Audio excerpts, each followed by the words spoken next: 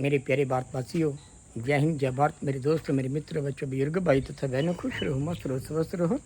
कुछ नई अल्फाजों के साथ आप जी के समक्ष कहते हैं जी, जो ज़िंदगी है, इंसान सारी उम्र दौड़ता रहता है, अर्थात दौड़ता है आदमी, दौड़ते ही दौड़ते दम तोड़ता है आदमी।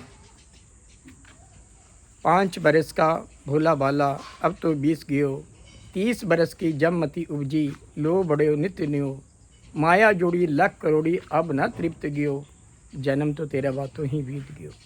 अर्थात इंसान का जीवन तो वैसे ही चला जाता है, धन दौलत के पीछे इतना पड़ जाता है कि पता ही नहीं चलता कि बचपन से लेकर जब बुढ़ापा आता है कैसे चला गया।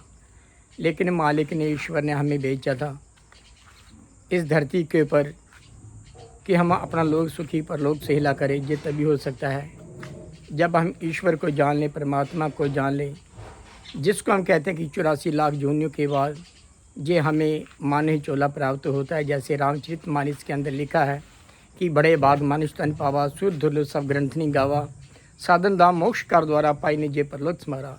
कि बड़े भाग्य से इंसान को ये मानव चोला प्राप्त होता है।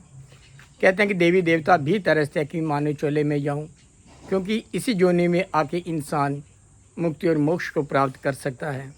जिस प्रकार से भगवान कृष्ण जी ने भी कहा है, कहते हैं कि जो मेरा ध्यान करते हैं और वो मुझ में ही लीन हो जाया करते हैं।